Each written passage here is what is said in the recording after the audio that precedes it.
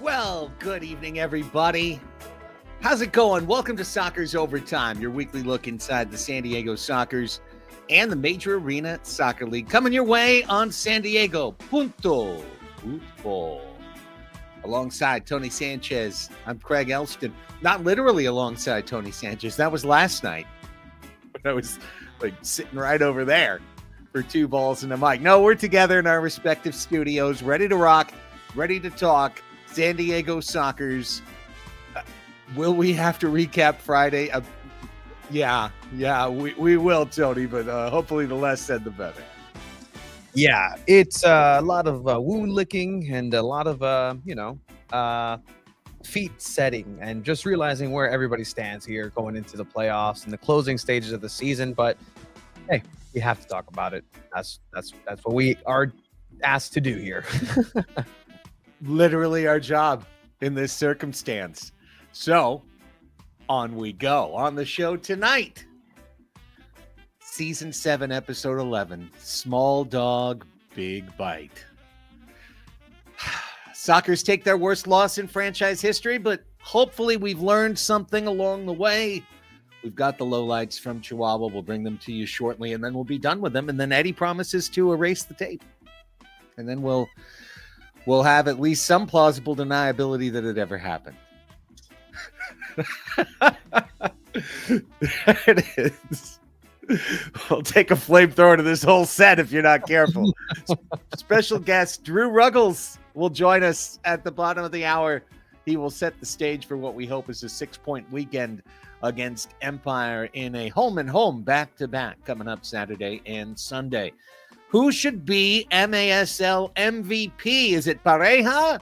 Is it Kelvin? We'll debate, and we'll check out the standings and try and figure out the very latest playoff permutations in MASL news and in soccer news. It's the last chance for San Diego to put any pressure on Chihuahua before we get to the playoffs. We will preview that weekend back-to-back against the Strikers. It's great to have everybody here. Thank you so much for being here. If you have not subscribed to San Diego Punto Football, please do. Watching us here on YouTube, please click the subscribe button. If you're enjoying the show, please hit the like button. Give us that. Hit those notifications so you know the next time Tony and Chiva go live with the next thing they do. All right. Well, we wondered, Tony, going into Friday's match, if the Soccers would be able to bring their squad south of the border. And knowing that there are some people who just can't make that trip to Mexico, you subsequently wondered, were they going to try and do what they did the last time? Were they going to eschew using the reserves currently on the roster and instead replace them with a rent-a-team of one-off guys who are, Mexican players living in Mexico, not able to play? Gather them up and see the best that you can get. It happened the first time, and the Soccers were down, 7-2 in a heartbeat, and wound up losing. I think 8-5 was the final, but it was basically out early. Little did we know, Tony, that they could actually intensify the flavors in this particular sordid stew and fall behind even faster and more humiliating fashion than they did the first time they went down to Chihuahua. I expected nothing, and I was still disappointed. And in every sense of just the word of, man, that was just hard to watch. And I put myself through that, and I watched a good portion of it live until I couldn't stomach it anymore. And there was a hope. There was a moment of hope where I'm just like, okay, Berna Valdovinos, sure. Like, he knows. He would know. Sure, let's an experiment. Like we had Terry Munoz last time. Okay, well, we'll see. And it took about a minute for me to realize that, nope, that's not what my hope just evaporated. That it went wayside, and it was going to be a tough match anyways, but there was no winning recipe in Chihuahua last Friday. And I mean, we talked it up. We talked up how big this occasion was and how big this matchup was.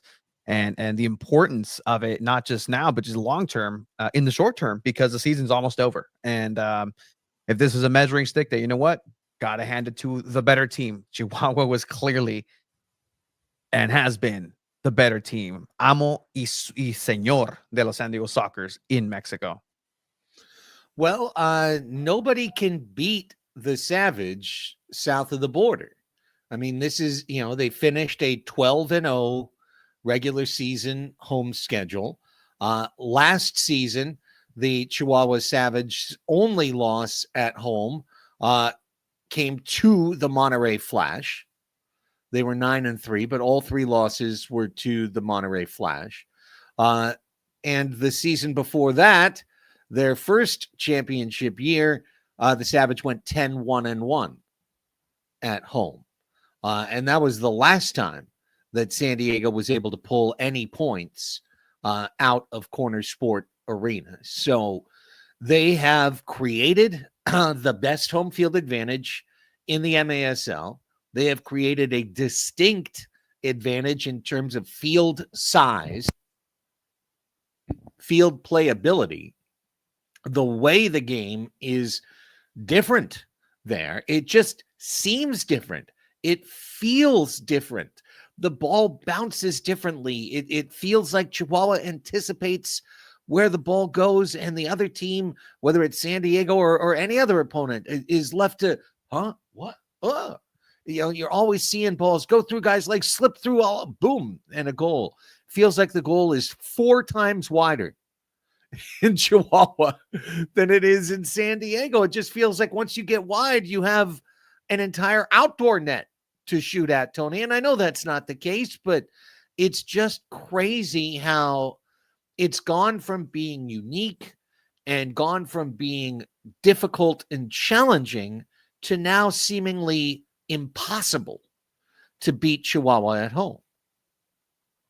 And really, you had to bring the best of the San Diego Sockers to meet the occasion. And let's just be honest, that was not the San Diego Sockers that has been building chemistry, that has, fought through these hard, nail biting matches. That's 1 goal difference, but that's what it takes to beat not a Chihuahua Savage, just other teams. It's been a hard fought season.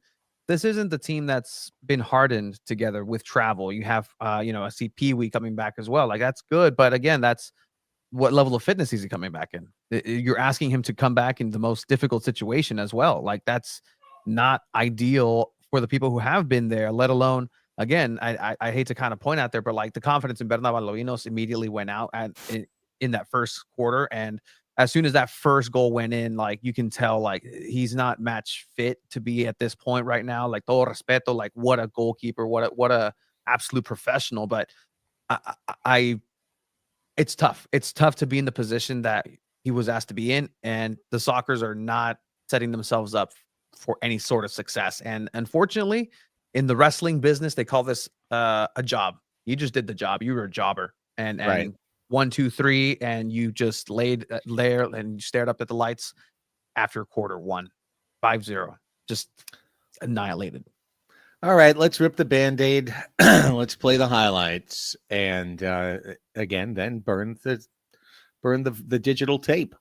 Okay, so first minute, looks like everything seems all. Oh no, never mind. It's 1-0. Berna on the ground,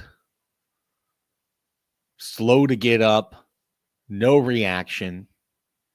Okay, well, let's go on. Now we're 2 minutes in, and Sebastian Mendez will pass the ball through one Savage teammate's legs to the other Savage player. Assist to Mendez. 2-0. Doesn't get any better from here, guys. If you missed this game and this is how you're finding out, got some news for you. Yeah. Let's watch that a 4th time. Okay, well, now we're 3 minutes in. It's 2-0. Oh, never mind. It's 3-0 because everyone's ball watching. Quintana, master job in not doing anything but reacting to the ball there. Just in a phone booth. Oh, it's over there. Oh, wait, it's over here. Nothing happening. Really, really disappointing. And this is a kid who played in Chihuahua. Now here, everybody out of position. Our upcoming guest, Drew, is completely out, gives the angle. Berna lets it go short side. You're supposed to be able to guard the short side. Drew is doing the right thing, saying, okay, keeper's got the short side. I'm going to pretend anything going to the backside. Nope, he didn't have the short side. And everything. Everything as a goalkeeper, right? Like, this is the mentality that you have. Like, just shoot. That's the instructions from the Chihuahua bench. Hey guys, he's not stopping anything today. Just shoot, and it's probably going to go in. And the rear view of that last goal is the killer. It's the sign of three different guys trailing the play. Look, there's number 77 jogging in, Costa completely out of position. Rojo is a step late. Everybody's not just one, but like 1 to 2 steps late. So 5-0 San Diego. Well, we get one back. Good to see Pee Wee Ortega back on the floor. He's always important in big games. Obviously, we would like to call this a big game. Mm-hmm. Chihuahua thought of it as a big game, but just great to see Pee Wee out there, and hopefully he's going to be healthy, Tony, for the playoff run. Yeah, these are the moments that like, this is somebody who's needed in the lineup, and just, again, grand scheme of things, you get a game that you're going to know is going to be difficult. You trust him into the lineup. Who else do you have as well as an option? But, that's one side, but then, Chihuahua just scores whenever they want.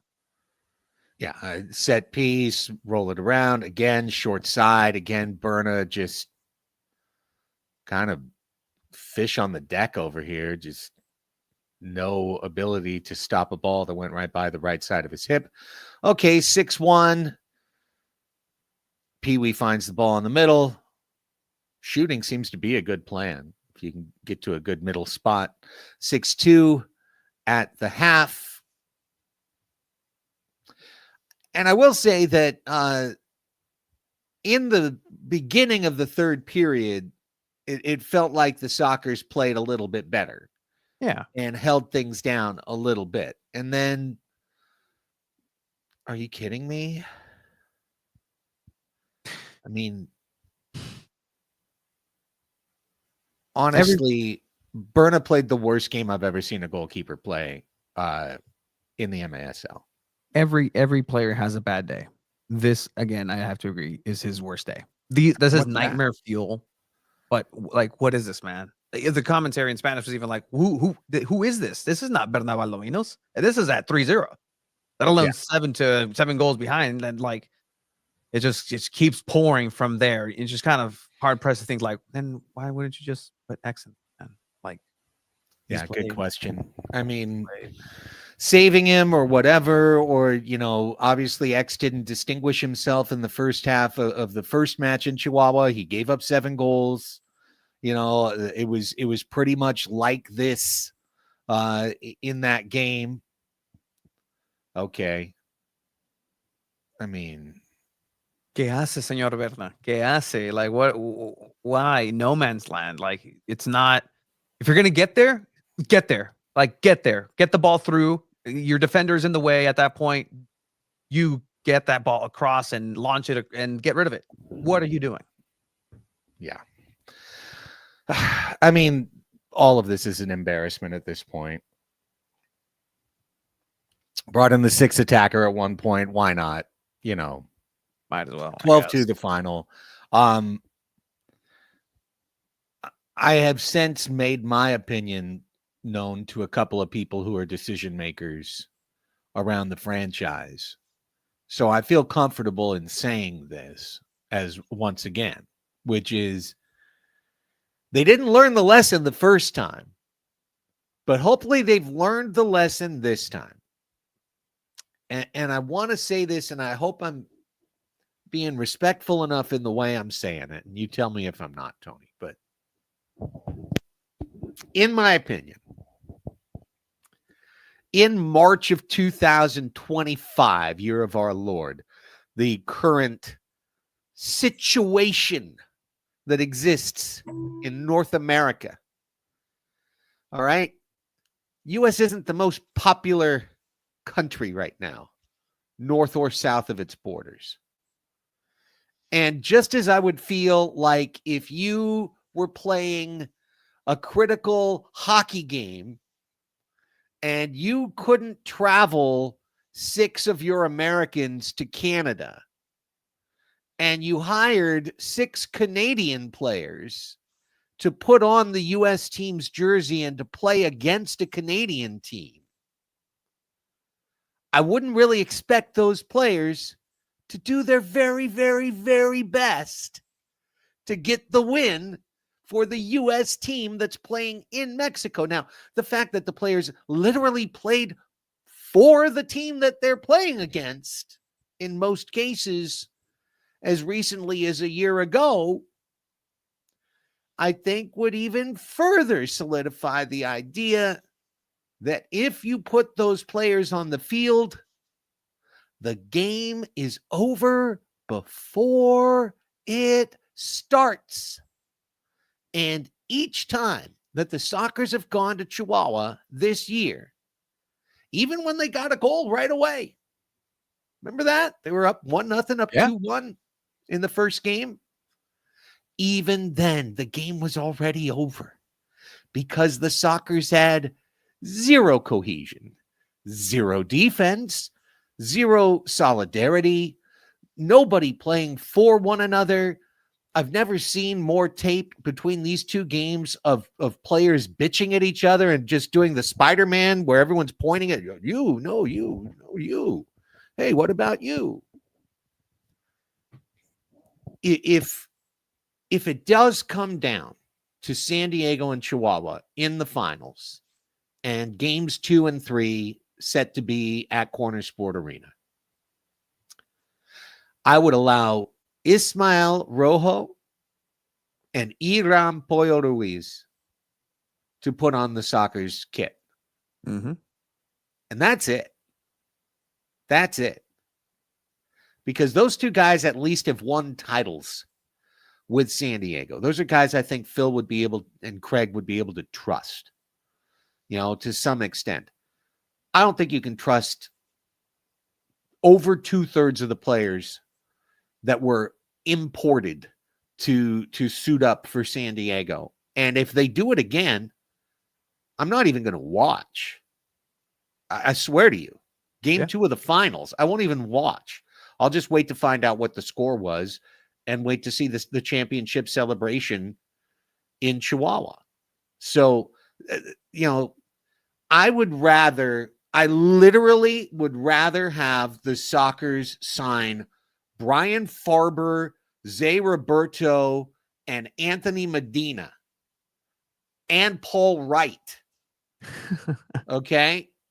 I would rather them sign those guys to go down to Chihuahua today at their age than to hire the players that have been hired so far. And honestly, Berna, what was that, an audition to see if you can get a championship ring if Chihuahua wins the three-peat? Are you asking to see, was he saying, anillo para mí, anillo para mí? What the actual, what?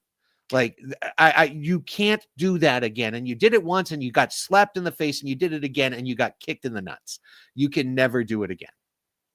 I would love to know what the net positive is here. What the positive is in terms of, well, we did this because this. What is that because? I don't see there being a realm where there's any reason as to hey, well, you know what? We rested some players. Well, we did this. Well, guess what? This game, because of how it got played, because of how it got managed, you not only got your handed to you, but you also cost yourself potentially a Tavoy Morgan, accolade at the end of the season. He himself did it to himself. That's a whole different thing. And I think this is what we discussed, right? Hey, if you're going to go down there and play a hard match, that's fine and do it. Represent San Diego as you do. You're the San Diego Sockers. And you know what? This has been Goliath now, and you're doing your darnest. And then we appreciate that. But just don't do anything too much that's going to get you into trouble and have long-term consequences. You get yourself a red card. That if I'm Chihuahua, I am laughing at San Diego. I'm laughing at San Diego and the effort and the thought that they can come in and really even challenge and do anything different. Again, I keep referring to this. Kudos to Tacoma for being the best American team to go down there this season. There you go. There's your championship game. That loss was your championship game to Tacoma. All respect to everybody up there, but here, San Diego, nowhere near that. Nowhere near that. Yeah, I mean, Tacoma committed to defend. Didn't they? They played like a 4-1 game or whatever. Yeah. Down there. Well, at least that would be something to me. But right now, it's just there's just nothing. They go down there, they're down immediately, down five goals in like 6 minutes. Come on. It's and the one thing I can tell you through some conversations I've had this week, when we say it's embarrassing, they were embarrassed too. Hey, fun fact. It's the worst loss in the history of the San Diego Sockers. Modern or old. It's the worst loss, 12-2. It's never been 12 allowed, and it's never been 10 goal margin of difference. I mean, I think 6 was the previous high. So, records are made to be broken, but there's one. So, hey, now we know. As we said last week, now we know. The Sockers are down to wishing and hoping to regain control of their season. They could hope that Harrisburg beats Chihuahua one time at the Farm Arena. It's not. It's not impossible. Seems bloody unlikely. It'll probably be 12-1 in the third period, but probably be 15-0 or something, but still it's not impossible. And hell, even if it was an overtime loss. Yeah, we'll take that. Even if it was an overtime loss, the Sockers would have control of number one if that were to happen, or the 8 seed, whether it's Tacoma or St. Louis, or the winner of the 4-5 game could upset Chihuahua at Front Wave Arena, could do the dirty work for us and clear the path, like a street sweeper, just clean the street and sweep it up for us and give us a garden path. But every time you hope for some other lesser team to do your dirty work for you, you usually wind up disappointed. And the reality of the situation is San Diego didn't win in Chihuahua, so they've put themselves in a situation where if they do everything right the rest of the season, that's their gift, is 2 chances to win 1 game in Chihuahua if they do everything right the rest of the way. And to be honest, I don't know how. I mean, I know they used to know how to win down there. They won like the first 4 or 5 times down there, but since then the Savage have gotten a lot better, and it seems like the Sockers were standing still in terms of their results down there.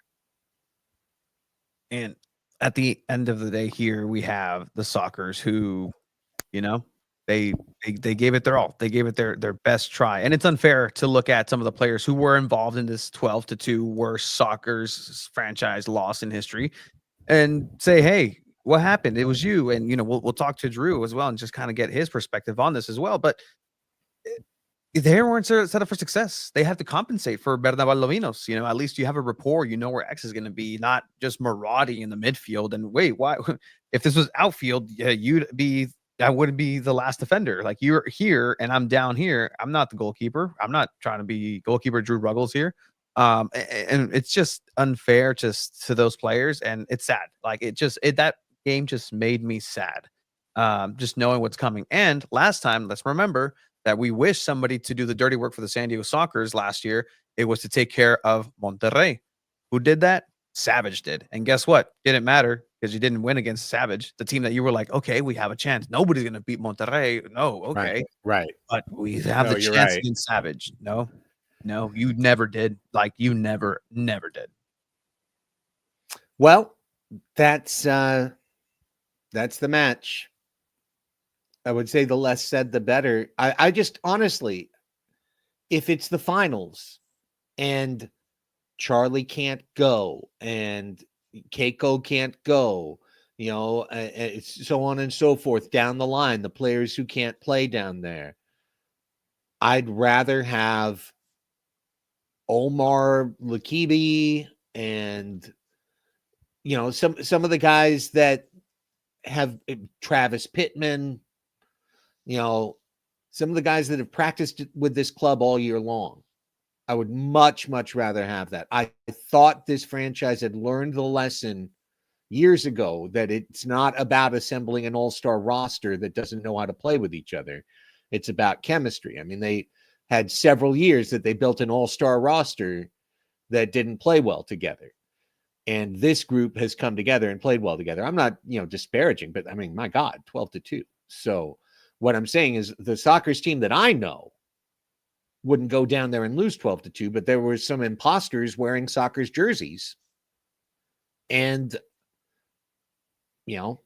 if you want to try that again, you could just go ahead. Savage can write the score. They can go ahead on the whiteboard and write down whatever score they want the match to be. And that's where it'll be. All right. Let's put that in the rearview mirror. Let's get on the highlights. That's what that was. Good. I just put that. Beautiful. I thought you did. I was like, what's he doing? Yes, exactly he deleted it. It's gone. It's gone forever. Speak of it no more. Well, we'll speak of it a little more, but then no more. Absolutely. As soon as we get Drew's take on it, then no more. Because here comes our dear friend, defender in his second year for the San Diego Sockers. He's been in all 11 seasons of the Major Arena Soccer League, and he's having his best year as a Socker so far. Drew Ruggles. Been waiting to get you on the show. Here he is. How's it going, guys? Hi, Drew. Craig, Tony, thanks for having me, guys. Glad we could finally squeeze me in. Well, we've been working with your agent. We've been working with your agency. This is true. Busy around here these days. I get it, man. I get it. Well, we're trying to put this match from Friday in the rearview mirror pretty quickly, but let me get a player's perspective. You were down there on that floor. What are your thoughts on what happened? Yeah, man, that was one I think we'd all like to kind of move past quickly. Learn the lessons we can learn from it, and then just keep rolling in the right direction. But yeah, that game was always going to be kind of an uphill battle for us. I think we go down there always with the mindset of going in and competing and playing to win. So disappointing to go down there and kind of take an L like that. Obviously, that doesn't happen too often for this franchise. And so to see that happen and be a part of that, it's not the most shining, most glorious moment as a Sockers player for me. But yeah, man, it's a tough place to play. Credit to them. They play a very specific, tough, fast-paced style down there. And, we're not the first team they've beaten like that. We won't be the last team that they beat like that. And on any given day, you don't show up from the very first whistle. That's, what's liable to happen. And I think we had a slow start, obviously. Going down 5-0 to anybody is not an easy uphill battle. And we kind of shot ourselves in the foot and tried to claw our way back. There was good moments for us in the game that we are, trying to take away and focus on. But obviously there's a lot of, negative moments that we can, reflect on as a group and try to change those. With the way things are kind of shaken up in the table, we'll probably be back down there. So it's not fun to take losses like that. And as a group, we're refocused. We're heading on to the next game, and we know we got big plans heading on to the postseason. So. Yeah, and I mean, you've been in this league since the beginning and been playing at an elite level. So I mean, you've seen this Chihuahua team also be able to grow within themselves and be better as the time goes. But is there something specific against the Sockers, just like they kind of do specifically, that's almost the kryptonite to the Sockers, as these kind of results have gotten a little bit more, there's a little bit more of a difference on the end score line, or what's that success that they're finding that the Sockers can't necessarily get to right now? Man, I think if we could put a clear-cut answer on that, I think that wouldn't be the case when we go down there. It's this, for me, I haven't had as many games against, the Savage as a lot of the guys on the team have. And so they've definitely had their success down there. They know what it takes to win down there, and this team is completely capable of doing that. So it's just one of those things. Like I said, we've gone down there and we've been competitive and we've been in the game. We've been up. We've had a lead and held a lead for a good amount of time. So it's not an impossible task, and I don't want to take anything away from them, but it's just it's a different environment. I'll kind of leave it at that. You have to go down there knowing that you have to earn everything. You have to fight for everything. Nothing's going to be handed to you. Nothing's going to be given to you easy. And I think that kind of, plays into it. When you're in the States here, there's no language barrier with the referees, things of that nature. All those little things kind of play into it. And those aren't, trying to make excuses, but that's just a reality of going down there and playing in that tough environment, which they've done a great job of creating for themselves. Like I said, not taking anything away from them. They've got a good thing going for them. They're a good group of guys. They play hard always, and it's always going to be a good team to play against. So it's tough, man, to really pin down one thing as to what's been their success. They play a very similar style as long as I can remember, which is that fast-paced, constant movement. The weave, isolate. When the shot goes in, everybody crash. 5 behind the ball right away. It's kind of indoor basics, but it's that intensity level with that small field and just everything. It's just how it is when you play them.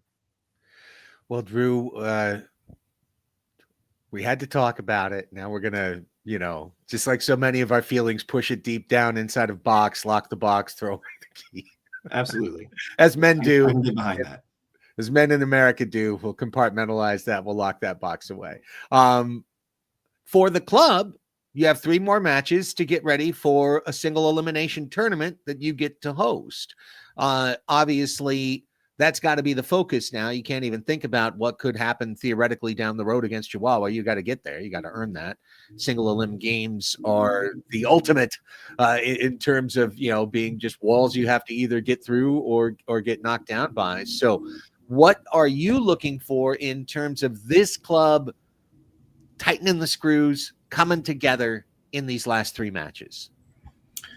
I think you just said it. We're in a moment where we want to be as sharp as possible heading into playoffs. Like you said, it's a one-off until you get to that final. And so we know that the top 8 teams that are going to be in the playoffs are all teams that deserve to be there. And come playoffs, it's a completely different story. And so to be at a point where you feel confident, sharp and clear in how you want to execute your game plan. That's kind of where we want to be. And what we want to do these next 3 games is, tweak things as we need to, and then sharpen the things that we're really good at and make sure that we're firing on all cylinders so that, we don't leave any what ifs or we could have done this. We're going to be ready and we're going to, be ready for the challenge. There's so many guys on this team who've won championships, who've never missed playoffs in their entire career. So this team knows, like I said before, they know what it takes to raise the trophy. They know what it takes to win games. And that's the focus is, the next 2 are against the same opponent. So, we've been planning for them and not even looking past that. The goal is to win every game, no matter what place we finish, no matter the scenario. It's you step on the field and you represent this franchise, you play to win, period. Yeah, and you mentioned one of those guys that has found that success. Boris Pardo. Any word on him being back this weekend, or can we expect Drew Ruggles to once again kind of? I mean, you took an affinity to the net up in Kansas. Yeah, so, expecting that. What's going on there? So I don't think you'll see me suit up as a first choice. I may have ended my chances at that, but I will say in some subtle defense to myself, any shots outside of the box, like I got you. But the shootout, now I have a different tactic. So if I see that moment again, if I'm, fortunate enough to be in that position, it'll be a different outcome. I promise you. Craig, you don't look so convinced, and I'm a little upset at your facial expression right now. I mean, your bravery was outstanding. It was funny. It was a good moment and a bad moment. Obviously, you want to save it and you want to help the team out, but not very often you get to be in that. See, Yeah. Okay, Craig. Okay. All right. Hey. I've seen a lot of goalies in this league do that same thing. Ask Charles and Farber how good of a goalkeeper I am. All right. Yeah. No, Ask I Farber how definitely should practice not ended be in the because goal, I but went to I'm catch my willing to hat. step in. Yeah. They put me in Neither goal of and I us went for a should be save in and there. I was like, I gotta get my hat. And then Farber put it in the net. And Charles was like, what are you doing? I'm like, put my hat. Gotta have That's a how good a hat. keeper I am. Yeah. So no, man, Boris is he's on the mend. I think that as of right now, it's kind of playing it by ear for him. I think that the ultimate goal, like we've been mentioning, is playoffs, and to have him back for that moment and to be 100% and feeling 100% is, I think, kind of his goal, I'd assume, and I think the club's goal. Obviously, these games are important to us, like we mentioned, but we got big X-Men back there, so if Boris isn't in a position to step up, I think X has full confidence of the guys in front of him to do the job. So I think we'll leave it up to Boris to fully answer that question. I won't spill the beans for him or anybody, but no, of course. yeah, no, he's on the mend. We see him every day at training. He's still doing his thing, making sure he's staying mentally sharp and physically sharp as much as he can. So yeah, shout out Bopa. And I know you guys have all the faith in the world in Xavier, and also it's probably a good thing, in the run of it, that he's getting these pressure starts in the regular season to kind of get those minutes under his belt. So we're looking forward to that. Now, on a personal level, Drew, second year with the club already, you've passed your goal total from last season. Obviously, you're not asked to be the fulcrum of the offense to the level that you were in Florida or even in Milwaukee. But how comfortable have you kind of felt second year with the Soccer's Shield? It's just felt like it's been more of the Drew I know, like just showing your comfortability out there. Yeah, man, I think it's a testament to my teammates and the coaching staff. They're continuing to believe in what I can do and giving me the opportunities to showcase that. And I think there's always going to be some hesitancy going into a new team, especially a team full of guys who, I'll speak highly of them every day. Top-notch players in the league, and so to come into that environment, it's only right you take a step back and you gotta show a little humility and find out where you really fit in if you want to make it work at a club like this. And all I want to do is win, man. So they've been kind enough to continue to give me confidence and play me and tell me to shoot and do things. So it's been fantastic, this season, getting a couple more goals, a couple more assists. It's not a focus of mine, like you said. That's not my job here. But it's always nice, and it's a feel-good moment for me, especially to a couple of goals. But yeah, man, the guys on and off the field now, we're tighter as a group. For me personally, I'm learning a little more Spanish. Don't ask me to speak right now, Craig. I know you're going to pull something out like that, Tony. We can talk Tony, afterwards. I don't even make speak sure Spanish. I'm speaking correctly before we do one live. So, but no, man, the team's amazing. All the guys I consider friends. Some of them are already family. So it's like, yeah, it's awesome, man. This year's, it's been fantastic from that standpoint. So definitely pleased with how things are going. And, there's only one thing that, makes anything better than that. And that's obviously getting it all. So. No, pues sí, vas a jugar contra Empire Strikers este fin de semana, Drew, y pues me puedes decir cuándo. No, so you're facing. Oh, against... sigue. Oh, okay. I mean, Marco Fabian is going to play against you back to back. So what is that going to be like for you guys as you're focusing back onto the rest of the season and kind of getting back on track? Yeah, top player again. He's fantastic. If you give the guy an inch of space, he's going to take a shot and most likely put it in top bins. So while he is a focal point of their team, I think that this year their system has been more of a challenge, I'd say, to teams than personnel.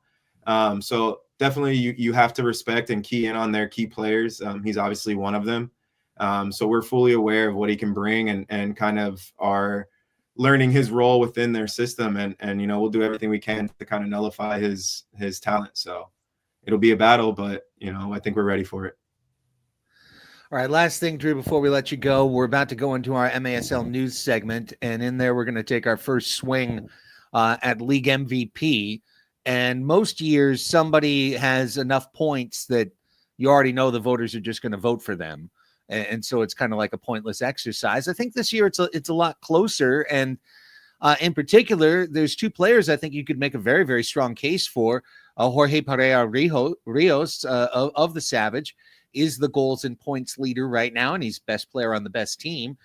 Kelvin Oliveira, right? He's only played about half the games, and he's almost got as many points as the leaders in the league, but he's only played about half the games. And then, of course, you've got great players like Tavoy Morgan. You could go down the list, but if you were going to throw a vote out there, who would you pick for MVP? You just mentioned it, man. It's the homie, Tavoy Morgan. Give the guy what he deserves, man. This league has been giving him too much shade. Give the guy's an MVP, man. You got to give it to him. I mean, like he battles against everything, every game, and still comes out with goals. He not only does that, he gets the assist. I mean, you sleep on Tavoy, you're getting a hat trick on you, and he's dancing every goal. I mean, you put him in the game because you know what he can do, and he does it, man. So, this team has tons of talent, and you could probably go down our roster and name a couple MVP candidates, but man, give it to Tavoy. I love it, Drew. As he would say, put some respect on his name. That's it. That's it. That's put a right, little man. respect on number 9. All That's right. Appreciate you, my friend. Have a great weekend. Much Thank success, good health. Let's look for 6 points, put some pressure back on Chihuahua, and I look forward to seeing you down the road. Thanks as always for the time. Appreciate you guys for having me. Have a good The one. great Drew Ruggles. Thank you, my friend. Appreciate you. I mean, I kind of, I gave him the out. Give a Sockers player one of their teammate names. I mean, I would expect them to pick. You can put in the chat, Drew. Like he's still in the background. He can type it in. I won't divulge his answer if he doesn't want to. But if he didn't have the choice of Tavoy, who would he go for? Yeah, I could have done it that way. That would have been a more radio way to do it. But instead, I went for let him do the layup. Just this is soccer's overtime, to be fair. Yeah, so. Exactly. It's not Kelvin overtime or whatever. But with that, we could switch over to MASL news, and I think it's a really interesting argument. Now, if you've been a regular listener to this show for 7 seasons, you know that I've got a lot more of an NBA mind when it comes to MVP. I think it should be the best player on the best team. I thought that it was criminal that Monterey didn't have the MVP last year when they went 24-0. Seemed like that was kind of important to recognize a team that managed to go undefeated in a regular season in your league, but they didn't do that. They gave it to the points champion. So this year could be a year where they almost get forced into making the right decision because Jorge Pereira Rios is the points leader right now. And listen, as I say that, I go back and look, and the 2023-24 MVP was the Pink Panther, Gennaro Castillo. I had forgotten that. So that's good. So, okay. So let's make it 2 years in a row. Best player on the best team. So Rios almost undoubtedly going to get to 50 points, 30 goals. No surprises there. However, he's not the best player in the league. Kelvin Oliveira is the best player in the league. I mean, I don't think there's really that much doubt about it. When he is on the floor and he's activated, no one has been able to score the way that Kelvin has been able to score. We've seen him dominate good and average teams. We've seen Utica beat Chihuahua with Oliveira on the floor. So on a basic sense of like video game rankings, Oliveira is going to be the highest ranked player on the MASL video game that doesn't exist, but I wish it did. That'd be neat. I love that. Even if it's just 2 pixels, let's go. 18, But if 18 bit. yeah, right. But if I were to give you my vote, and we can throw Tavoy in there too, who would you pick? Who would you vote for? At the end of the day, if Kelvin Oliveira is on any team and gives any team a chance against anyone, that's what a valuable player is. It's the individual where if you take Pareja Rios out of Savage, I think the Savage will be pretty all right. Now you take Kelvin Oliveira out of the equation of what Utica has been able to do this season with and without him. I think it's pretty obvious what kind of team Utica is. And, even with Kelvin, they're almost able to dim his light at times where, it's just give him the space, guys. Get out of his way. Just let him do what he's going to do. He is the best player, hands down, of this league, both on marketability, because, again, people are paying more attention to what Kelvin Oliveira is doing for the MASL than people ever thought Marco Fabian was going to. Like, people thought Marco Fabian was going to make this giant splash. Sure, it's kind of over now. Like that's gone and by the wayside. No slight on what he's been able to do in the league, but Kelvin puts eyeballs on this league, and even from a monetary, just social media aspect, give it to the guy. You got to keep this guy in your league. He cannot leave.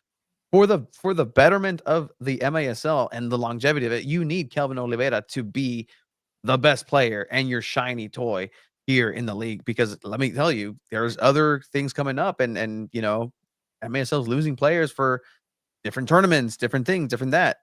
Keep this guy, because then he probably has some friends that are pretty cool and may want to also play in the MASL.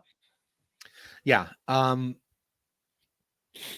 vote would go to Rios, because I stay strong to best player on the best team. And I think that Chihuahua is the back-to-back champ. And I just don't think the league records reflect how good Chihuahua has been the last 3 seasons. Now the trophies stay. So, I'm sure they're building out a bigger cabinet at Corner Sport Arena, expecting to get several more. The structural advantages for having one Mexican team in a league that has visa issues is above and beyond. So I do recognize that as well. And I think you make a very strong argument that you could take Rios off of the Savage and they'd be the exact same team. Whereas you take Oliveira off and, obviously it's a very average Utica team. However, the problem is we've found that out so definitively because Oliveira has been gone so many times. And if he's not in the league, and I do agree with that, as someone said, Keith, when he's on the floor, he's just not on the floor enough to get my vote. So I that's why I would vote Rios. Now, if Tavoy is suspended Saturday, so Tavoy only has 2 more matches. If he put in, 8 goals, if he put in some sick total and he won Golden Boot at the end, I think he would have an argument. I don't think he has the votes out there because the league has always kind of dimmed Tavoy's light, at least a little bit, at least a tiny little bit. And Tavoy has taken a few suspensions along the way. So, that's my take on it. I would lean Rios. Yeah, I mean, Kelvin has to win newcomer of the league. There's just no getting around that. But we're a better league if he's there all the time. So I'm hoping that'll be the case going forward. But regardless, having top talents like Kelvin Oliveira in this league, it's really, really exciting. And if he's around for the playoffs, Utica is a completely different animal. So stay tuned. If we're hoping for a team to do the dirty work and take the Savage out, Utica, sitting 5th right now, is one of the teams that would be theoretically available to do the job. Now, let's get to the standings real quick. it's not impossible for San Diego to put their fate back in their own hands. Yeah. It would require a pretty bad weekend, though, Tony, which I don't think they're keen to put up there. Let's see. Because again, there's a lot of things that are riding on this, right? I mean, talking to me, even Tavoy. If there's a chance that Tavoy puts the Sockers in first place at some point because somebody else did something miraculous, okay, there's your vote. But again, you took yourself out of the equation and the conversation. It's not up to you. Now you can be a aid to, and a helper to somebody else and drop a couple games. Then you're going the opposite direction. But as far as influence for the rest of the season, the Sockers just need to stick to themselves, mind their own business, and take care of their business from here on out. They do.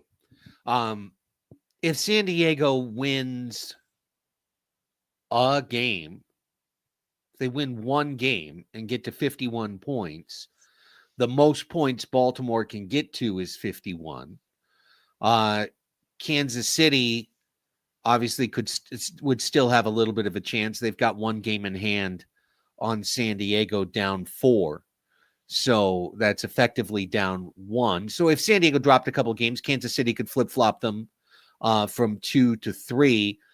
Other than the day you play, meaning you play on Friday if you're the 1 or 2 seed, you play on Saturday in the playoff if you're the 3 or 4 seed, finishing second or third. Otherwise, there's no functional difference. You're on the same side of the bracket.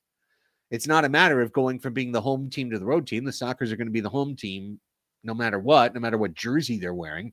They're going to be at Front Wave Arena. So it doesn't matter if San Diego finishes third. It matters in the sense of, could Boris Pardo at age 40 play back-to-back matches? But just based on what we heard in that interview, I don't know that that's on the table anyway at this point. Hopefully he's healthy enough for a playoff in a couple of weeks. But if not, it's Xavier's team the rest of the way. And of course, Jim B. Yeah, Chihuahua's not going to, of course not. Yeah. They'll probably win the 2 matches by 19 goals combined. It would be a pie in the sky for Chihuahua to lose again this year, but it's not impossible that it happens. Okay. However, I know I brought this up a couple weeks ago, but now it's pretty crystal. There's one team on this table that's not like the rest. There's one team that's got 5 matches and 15 available points, and that is Baltimore. Now, Baltimore has to go to Milwaukee this weekend, and they haven't been great on the road. And Milwaukee, when Frank has been playing, has been pretty good overall. But if the Blast won that game, and if the Blast took those points, then they host Utica on Saturday. Then they play at Harrisburg. Then they host Texas, and they wrap up hosting Kansas City. And they've been almost perfect at home. So it's not impossible for Baltimore to win out. It's not impossible. The Sockers would have to lose twice. It would almost be worth it, though. I actually feel like San Diego's championship winning percentages would go up if they went on a 3-match losing streak and dropped all the way to 4th place and put themselves on the Savage side of the bracket and gave themselves an opportunity to play Chihuahua one game in San Diego to turn the whole league on its head. That would require gamesmanship to be out the window. I don't know, man. Like again, the parity of a league that allows for half the team not to travel to Mexico, whatever. Like Why not? Why not? I mean, I want to be clear. I don't Yeah, no. hold any Go expectation Sockers. that this would happen at all. No, go You know, Sockers. at all. I'm just saying it wouldn't be the worst thing. Yeah. I mean, it might even be a good thing. Like, it'd be hard to justify. But at the end, you could be laughing and scratching going, well, yeah, it's going to be tough now. In the championship game, we have to go to Kansas City or we have to go to Baltimore, you know, and those are tough places to play too. Definitely. Settle down, Angus. You found your key to do that. There's your excuse. Yellow card on you, Angus. That's 5 minutes in the next dead ball before you're allowed back in the chat. Wow.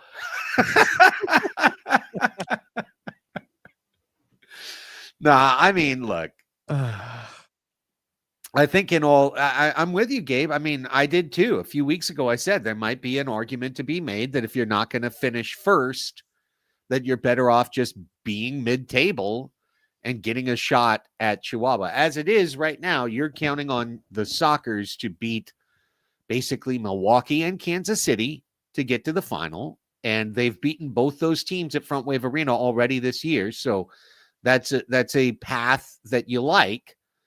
But you're either counting on Tacoma or Utica or Empire to beat Chihuahua. And if not, I mean, Chihuahua's like a, 2-5 favorite to win the championship at that point. You know, I mean, maybe bigger odds, to be honest. They'd be the runaway favorite to win their third in a row. So it's pretty wild. It's just something to think about. In terms of the rest of the races, I mean, you know, Tacoma and St. Louis are there at the bottom of the table. There's a little bit of a question. St. Louis could make it. You know, look, 2 points, but a game in hand. So they've certainly got the opportunity. Stars only have one more home match left. They've been really, really bad on the road. I guess we have to say that that's still open. Still a little bit open for business. Yeah. Hey, I know Outlaws beat Dallas the other day. I don't know how. I don't know why, but that happened. It just came across. I was like, oh, okay. Sweet. I needed a palate cleanser after the 12 to and just beat down. 12 goal beat down. Like, oh, sick. And how about Empire as we transition a little bit? You know, the Strikers are right there, gang. I mean, look at where Empire is. They're in the top 4 in the league. Coach of the year pick, or pardon me, top 6 in the league. They're right there, though. Look at that. 33 points to 36 to 4th place. It wasn't that long ago that Empire was in 4th place. Hey, it's Strikers. We've seen once again, Empire has the ability to play with every team in the league this year. They've got the dangerous attack with Fabian and Stinson, but it's the style. It's the Anua Obasi style. It's grinding. It's possession. It's slowing the match down. It's pulling the keeper up in the play. I feel like it's a little bit more of a challenge than people in San Diego would like to admit to try and beat Empire back to back, and especially the second one being up at Toyota Arena. It's so easy to just turn up your nose and say, huh, those Empire Strikers. So silly with their way of playing. And then, yeah, you're just going to get, hit in the mouth one of these days. It's a puncher's chance. They have a chance every single time.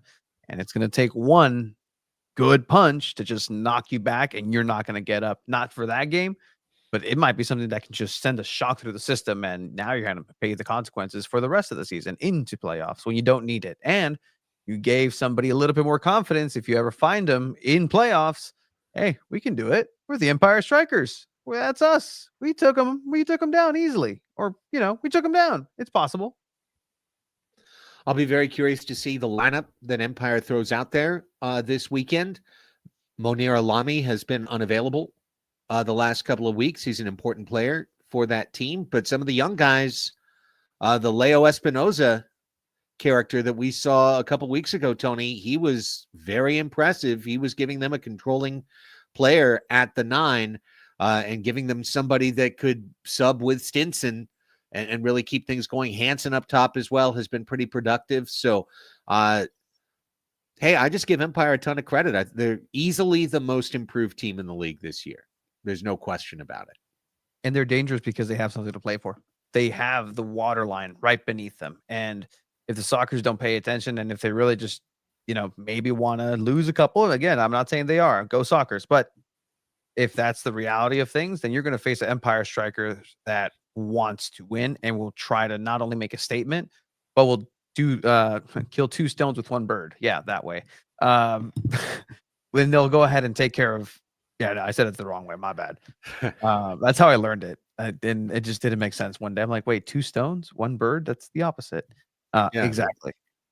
Inanimate object. Yeah, it's hard-headed bird breaking all these stones, just digging them down. But you don't want to face an inspired striker side, and you're going to forget that because again, they have that to play for. They want to be in the playoffs and make it known, like, hey, this worked. Guess what? It worked. MASL, they're in the playoffs. Saturday will be the first Sockers home match that I miss since 2017, I think. Wow. Yeah, I'm trying to, because I did the home matches for the 17-18 season with Nate. And then the next year that's when I was still a Gull. And then 2018, 2019 was when I was back in the Sockers front office. So yeah. However, I'm also the public address announcer for San Diego Wave FC. Saturday is the Wave home opener. And while the Wave are generous about allowing me, and I have in the past missed a Wave match to call a Sockers match, given that it's the first one of the year, very kindly, Mary Beth, Sean, said, hey, Craig, go do that match because we've got Tony Sanchez and we got Brian Farber. So Golazo is covered for Saturday night as Tony, you will welcome in the future Sockers retired number, Brian Farber, to join you up in the broadcast booth there at Front Wave. That's going to be really exciting and honestly a really cool honor. I mean, it's almost as if it's planned that it's on Hispanic Heritage Night, but hey, it is what it is, and I'm really excited to be in there and welcome Farbs back. And look, I'm really curious to see what he thinks about this style of play for Empire as it's happening in front of him. And it's going to be a real honor and a treat to hold that fort down, and I'm excited. So come on, turn on. I know people listen to the broadcast in their ears, and when Drew runs it back, I'll do some Spanish. Why not? Hispanic heritage. Yeah, I think he should. I think he should. Absolutely. Don't forget the Sockers are offering a special theme game ticket for Saturday's match. And if you purchase it, I think it's 32. You get this really nice Sockers hat. I want that. I kind of want it too. Yeah, just pay me in hats. That one. I mean, that could be their autism hat too. It's kind of the right look. It's a Lego themed hat almost. There's a partnership with Legoland. I don't know. Free ideas, guys. The kids will love it. I kind of like the hat. So if you want that, you can check that out. SDSockers.com or frontwavearena.com. Okay. Churros. Okay. Modelo's for $5. You're not allowed though, Tony. No. Too much sugar. Right? That's what we're talking about. Too much the churros part. Right? Yeah, the churros, exactly. Too much sugar. You don't need that. Don't need to get too hyped up. You'll start to stutter in the broadcast booth if you have too much sugar. So that's the situation for Saturday. Sunday is at 4:00 at Toyota Arena. Both Saturday and Sunday's matches will be on the CBS Sports Golazo Network. So check that out. And I did see, I saw someone ask in the chat earlier about there was something about some other app or some other platform that's going to carry some MASL matches. I don't know. Yes, I actually got a follow on the formerly known as the Bird. I think it's National Soccer Network. And there's a big American flag on Hispanic Heritage Night with Jose Sanchez.